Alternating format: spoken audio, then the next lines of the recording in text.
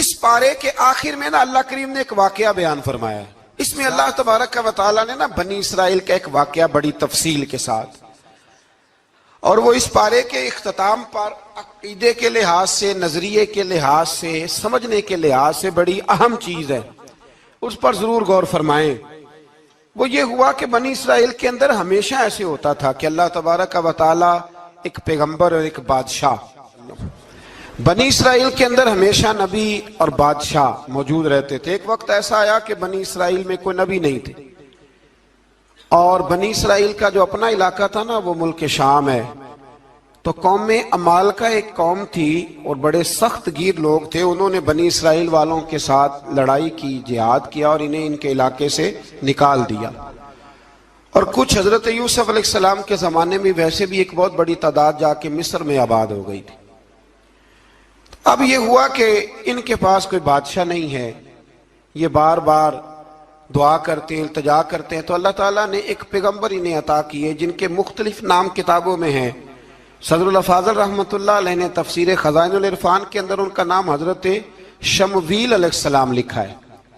حضرت شمویل علیہ السلام کو اللہ تعالیٰ نے نبوت عطا فرمائی، اور جب حضرت شمویل علیہ السلام اللہ کے نبی ہوئے، بنی اسرائیل والوں کو یقین آیا کہ اللہ نے الحمدللہ ہمیں ایک نبی کے جھنڈے تلے جمع کر دیا ہے، تو پھر انہوں نے کہا کہ آپ ہمارے سامنے ایک بادشاہ بھی مقرر کریں تاکہ ہم اس کی سرپرستی میں جہاد کریں. جب انہوں نے یہ بات کی تو اللہ تبارک و تعالیٰ نے حضرت شمویل علیہ السلام کے ذمے لگایا. تو ایک اس زمانے میں اللہ کے نیک بندے تھے جناب طالوت علیہ السلام ان کا نام تھا. تو حضرت شمویل علیہ السلام نے انہیں کہا کہ اللہ کریم نے نا تمہارا بادشاہ طالوت کو بنایا ہے. ان کا نام بھی قرآن مجید نے ذکر فرمایا ہے. تو بنی اسرائیل کے لوگ کہنے لگے یہ تو غریب آدمی ہے، وہ بکریاں چرایا کرتے تھے، لیکن علم میں بڑے پختہ تھے، وجود میں بڑے طاقتور تھے. تو کہا کہ یہ تو غریب آدمی ہے، تو ہم تو زیادہ حق رکھتے تھے کہ ہمیں بادشاہ بنایا جائے. تو حضرت طالوت علیہ السلام کے بادشاہ بننے کے بعد حضرت شمویل علیہ السلام نے جو بات کی، اللہ کریم نے اسے قرآن مجید میں بیان فرمایا. رب فرماتا ہے بسطۃ فی العلم والجسم، اسے اس لیے تمہارا بادشاہ بنایا گیا ہے کہ اسے ہم نے کشادگی دی ہے، علم میں بھی اور جسم میں بھی.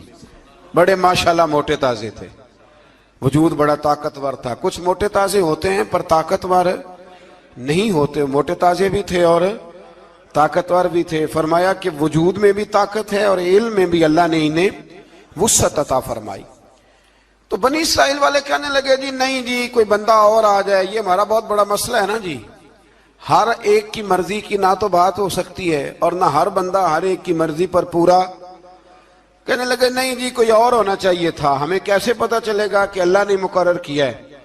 بڑی خاص بات ہے، اس کو سمجھیے گا، یہ سارا مضمون آپ کو ملے گا اسی پارے کے آخر میں. آپ پڑھیں گے نا جی تو یہ سارا مضمون آپ کو ملے گا، اور آپ اگر سرسری نظر سے بھی اس کا مطالعہ کریں گے نا جا کے قرآن شریف کھول کے 15ویں سے 16ویں رکوع میں، آپ خوش ہوں گے کہ آپ کتنے اچھے نظریے اور عقیدے کے ماننے والے ہیں.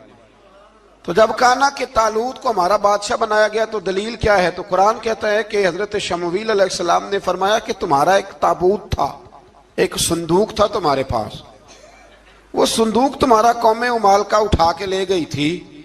ان کے بادشاہ ہونے کی دلیل یہ ہے کہ اللہ تمہارا وہ صندوق تمہیں واپس کر دے گا، وہ تمہارا صندوق تمہیں واپس کر دے گا. اس صندوق میں کیا ہے، وہ حضرت آدم جنت سے ساتھ لے کے آئے تھے. اس میں تھا کیا، تو قرآن مجید کہتا ہے کہ اس کے اندر نا حضرت ہارون علیہ السلام اور حضرت موسیٰ علیہ السلام کے تبرکات تھے. تبرکات. کل میں ایک مولوی دیکھ رہا تھا بیچارہ، ایک بندہ نا مسجد نبی کے ساتھ غلاف اور شاید کوئی کفن تھا، وہ مسجد نبی کی دیواروں سے مس کر رہا تھا. تو وہ کہہ رہا تھا نہیں اس سے کیا ہوتا ہے، تبرک کوئی چیز نہیں، اچھے اعمال کی وجہ سے بندہ بخشا جائے گا. میں نے کہا تو مجھے ملے تو میں تجھے بخاری کھول کے دکھاؤں کہ حضرت عبد الرحمن ابن عوف جنہیں حضور نے قطعی جنتی کہا، حضور کے وجود پر کرتا دیکھ کے کہنے لگے حضور بڑا ہی سونا لگ رہا ہے. تو فرمایا تجھے چاہیے حضور مل جائے تو کیا ہی بات ہے.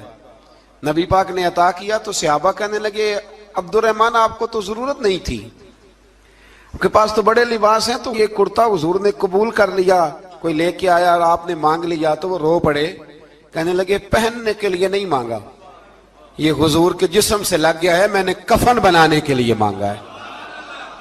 تو کہتا ہے حضور کے تبرک میں خیر کوئی نہیں. اور آپ یقین کریں ان لوگوں پہ حیرانگی ہے, ہم نے بھی مرنا ہے نا جی, بڑی جلدی قبر میں جانا ہے, وقت کا کچھ پتہ نہیں, لیکن اتنے اندھے ہو کر لوگ چیزوں کو دیکھتے ہیں اور اس تیزی کے ساتھ گمراہی پھیلاتے ہیں.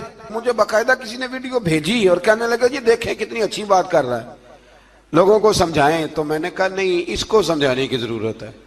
اور میں نے اس کو دیکھا ہے, وہ جو لال رومال والا میں نے دیکھا ہے, وہ ڈھونڈ ڈھونڈ کے جاہلوں کو پکڑتا ہے, تلاش کرتا ہے, اور اگر کوئی مل جائے بات بتانے والا تو پھر وہ خود پکڑا جاتا ہے, اور کئی دفعہ پکڑا گیا تو نکل گیا ہے. اللہ تعالی ہمیں سمجھنے کی توفیق دے, ہم سیانے ہو جائیں تو یہ دور دور تک نظر نہیں آئیں گے انشاءاللہ. تو وہ تابوت آئے گا, بنی اسرائیل والوں سے کہا تابوت میں کیا تھا سن لو, اور یہ قرآن مجید ہے. آج میری ماننا یہ 15 سے 16 رکوع ضرور ہی پڑھنا کہ وہ آخر تابوت میں کیا تھا, کھولنا ذرا. قرآن مجید کہتا ہے کہ حضرت موسیٰ علیہ السلام اور حضرت ہارون کے تبرک تھے. تو تبرک کیا تھے؟ تمام مفسرین نے لکھا ہے کہ حضرت موسیٰ کا ایک کرتا تھا, ایک ڈنڈا تھا, جوتے تھے, اور جناب ہارون علیہ السلام کا امامہ شریف تھا, اور تورات کی کچھ تختیاں تھی. تو اس کا فائدہ کیا تھا؟ اس تابوت کا فائدہ یہ تھا کہ بنی اسرائیل والے جب اپنے دشمنوں سے لڑتے تھے تابوت سامنے رکھ کے دعا مانگتے تھے, اللہ انہیں کامیابی عطا کر دیتا تھا. تو قوم عمالقہ کو بھی پتہ چل گیا کہ صندوق میں کچھ ہے جس کی وجہ سے یہ کامیاب ہو جاتے. وہ صندوق اٹھا کے لے گئے. اب ان کی کم بختی یہ, کم نصیبی یہ کہ انہوں نے جا کے اسے روڑی پہ پھینک دیا. جب روڑی پہ پھینکا تو ان کے اندر بیماریاں آ گئیں, وبائیں پھوٹ پڑی, مرنے لگے, وجود پھولنے لگا. پھر ان کے دلوں میں بات آئی کہ یہ ہم نے اس صندوق کی بے ادبی کی ہے. صندوق میں کیا ہے؟ تبرکات. ہمیں کہتے ہیں جی نالین کا نقشہ کیوں لگایا ہے؟ تمہارے تو بزرگوں کا عقیدہ ہے سر پہ رکھنے کو مل جائے اگر نقش نالے پاک حضور تو پھر کہیں گے کہ ہاں تاجدار ہم بھی ہیں. تو کہا کہ اس کے اندر یہ تبرکات تھے. انہیں بھی سمجھ میں آئی تو انہوں نے نا بیل گاڑی منگائی اور وہ صندوق اٹھا کے اس کے اوپر رکھ دیا. اب کیا ہوا؟ قرآن کہتا ہے کہ فرشتوں نے نا اس صندوق کو وہاں سے اٹھایا. مفسرین نے لکھا اس کا معنی یہ بھی ہو سکتا ہے کہ اس بیل گاڑی کو ڈائریکشن پہ لگایا. ادھر سے حضرت شمویل علیہ السلام نے جناب طالوت کو بادشاہ بنا دیا اور ادھر سے وہ صندوق چل پڑا. کہا بھئی ہم ان کو کیسے بادشاہ مانے؟ تو فرمایا بادشاہ اس طرح مانو گے کہ تمہارا وہ صندوق آ جائے گا. اور قرآن کہتے ہیں اس صندوق میں تمہارے دلوں کا سکون ہے, اس میں تمہارے دلوں کا. اور بھائی ہماری تو کوشش ہوتی ہے بزرگوں سے کوئی چیز مل جائے, اللہ والوں کا کوئی تبرک ہمارے ہاتھ آ جائے. تو وہ صندوق آ گیا, یہ مان گئے. اب جہاد کرنے نکلے تو لڑنا تھا جالوت کی قوم کے ساتھ. وہ بڑا سخت آدمی تھا, 3 من سونا اس نے وجود پہ پہنا ہوتا تھا. اس کی قوم سے لڑنا ہے, ٹوپی بڑی تگڑی پہنی ہوتی تھی لوہے کی. اب کون لڑے؟ ایک نوجوان تھے جن کا نام تھا داؤد علیہ السلام. وہ بھی بکریاں چرایا کرتے تھے. اور جن دنوں حضرت طالوت نکلے نا اپنی قوم کو لے کر جالوت کے خلاف لڑنے تو حضرت داؤد بھی شامل ہو گئے. اللہ جب کسی کو نوازتا ہے نا تو پھر خاص ہی کرم نوازی کرتا ہے. مفسرین نے لکھا جب یہ جا رہے تھے نا, وہاں جا رہے تھے تو رستے میں انہیں 3 پتھر مل گئے. انہوں نے وہ تینوں پتھر اٹھا لیے. اس زمانے میں پتھر پھینکنے کے لیے چھوٹی چھوٹی لوگوں کے پاس چیزیں ہوا کرتی تھی. اس کو کوپھن بھی لوگ کہتے تھے, منجنیق, اس کو سامنے رکھ کے پھر بنائی گئی. تو آپ کے پاس بھی وہ آلہ تھا جس سے دشمن پر پتھر مارے جاتے تھے. تو آپ وہ مشین لے کر, وہ آلہ لے کر وہاں پہنچے ہوئے تھے. 3 پتھر آپ کے پاس تھے. آپ فرماتے ہیں اس دن میں بڑا بیمار تھا, اتنا بیمار تھا کہ میرا رنگ پیلا ہو گیا. اب وہ جالوت کے سامنے کوئی نہیں جاتا تھا، تو جناب طالوت کہنے لگے کہ جو جالوت کو مارے گا نا، یعنی ان کے بادشاہ کو اس قوم کے، تو میں اسے اپنی آدھی سلطنت بھی دے دوں گا اور اپنی بیٹی کا نکاح بھی اس کے ساتھ کر دوں گا۔ دیکھیں اللہ نوازتا ہے تو کس انداز میں نوازتا ہے۔ تو حضرت داؤد کہتے ہیں وہ دور کھڑا تھا تو میں نے نا 3 پتھر مارے۔ بھئی ہمت کرنا تو ہمارے ذمہ ہے کہ نہیں؟ میری ملت کا جوان کہتا ہے میں نے کرنا کرانا کچھ نہیں، یعنی اگر آپ کہیں نا کچھ کرو تو پھر وہ کوئی کام کرنے کی مطلب معاملہ۔ وہ مجھے کل ایک سنگی کہہ رہے تھے، کہنے لگے جی اللہ کے فضل سے کچھ بھی نہیں کرنا پڑا، مرشد نے نظر کر دی۔ میں کہا میں ملن گی تو میں انہوں نے سمجھاواں گا کہ کچھ کرا کے نظر کریا کرو، کیونکہ میرے وہ دوست ہیں، میں انہیں جانتا ہوں۔ نظر میں بڑا کچھ ہوتا ہے، لیکن اللہ بھی تو بندے پہ بڑی نظر رحمت کرتا ہے نا۔ لیکن کہتا ہے 5 نمازیں پڑھ، رمضان کے روزے رکھ، زکوٰۃ فرض ہو تو ادا کر، یہ سارے کام کر، سچ بول، دیانتداری کر، پھر میں اپنے فضل سے تجھے جنت عطا کروں۔ تو یہ جو رویہ ہم نے بنایا یہ درست نہیں۔ تو فرماتے ہیں 3 پتھر میں نے مارے، اللہ نے اتنا فضل کیا کہ وہ بھی مر گیا، اور اس سے چھو کے میرے پتھر آگے بڑھے تو اس کی فوج کے 30 آدمی بھی مر گئے۔ 3 پتھروں سے 31 بندے اللہ نے مار دیے۔ فرماتے اس لیے کہ ہاتھ میرے تھے اور طاقتیں میرے رب کریم کی تھی۔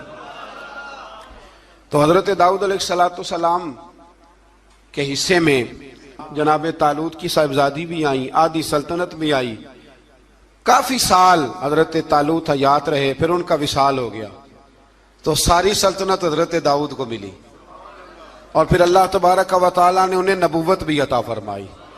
یہ دنیا میں واحد پیغمبر ہیں جو بیک وقت نبی بھی تھے اور بادشاہ بھی تھے، اور پھر اللہ نے فضل فرمایا، انہوں نے بڑی بڑی فتوحات کی، اور پھر حضرت داؤد کے صاحبزادے کا نام حضرت سلیمان علیہ السلام، پھر ان کے صاحبزادے کا نام حضرت۔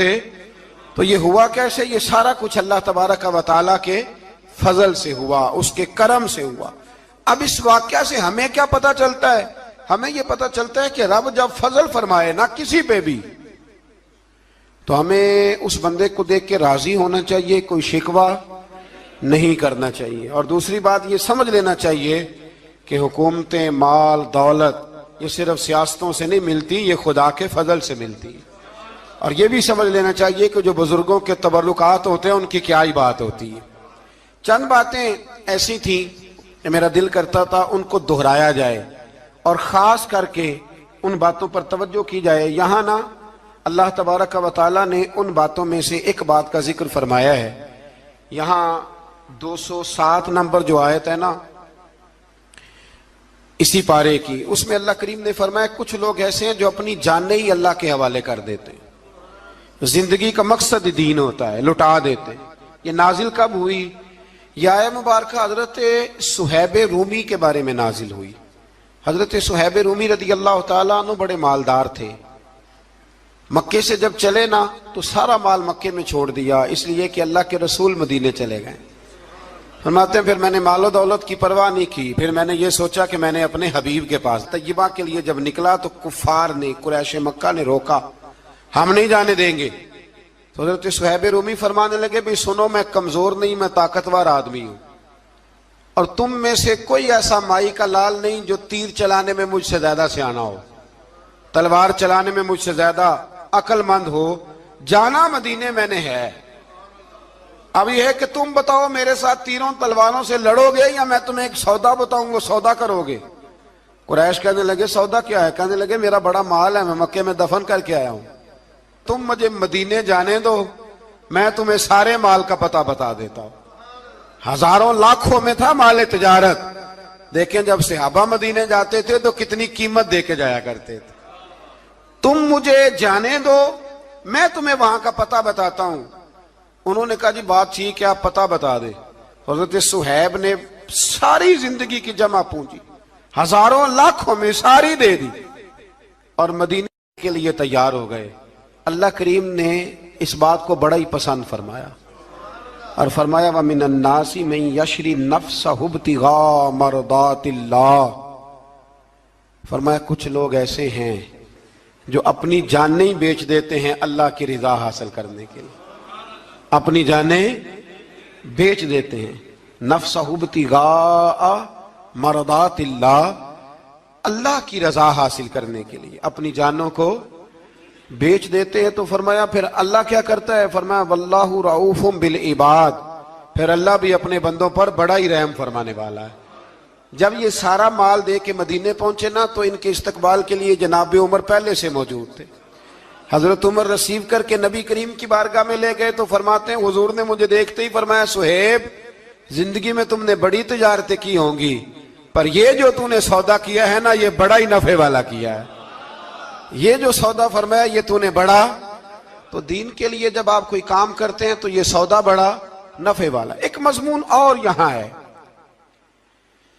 216 नंबर आयत में, वो भी बड़ा ही समझने वाला है। अल्लाह करीम ने जब जिहाद फर्ज किया ना, तो फरमाया कुतिबा अलैकुमुल किताल, हमने तुम पर कत्ल करना, किताल करना फर्ज किया है।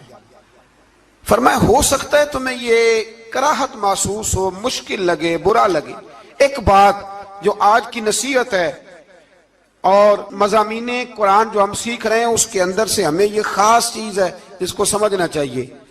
अल्लाह करीम ने फरमाया कि तुम पर जिहाद फर्ज किया गया है, वाहुवा कुरहुल लकुम, हो सकता है तुम्हें ना पसंद हो, तो एक ना सारी जिंदगी के लिए एक नसीहत कर दी। फरमाया व आसा अन तकरहु शैया, हो सकता है तुम किसी चीज को नापसंद करो, वहुवा खैरुल लकुम, और वो तुम्हारे लिए अच्छी हो। अल्लाहु अकबर। ये वो बात है अगर समझ में आ गई तो कलेजा ठंडा हो गया, जिंदगी सुकून में आ गई। फरमाया हो सकता है तुम किसी चीज को नापसंद करो और वो तुम्हारे लिए बेहतर हो। व आसा अन तुहिब्बु शैया, हो सकता है तुम किसी चीज से मोहब्बत करो, वहुवा शर्रुल लकुम, और वो तुम्हारे लिए बुरी हो, अच्छी। बस मेरे रब ने एक बात मुसलमान को बता दी जो जीने के लिए बड़ी काफी है। फरमाया तुम मेरे और मेरे रसूल के हुक्म पर चलो।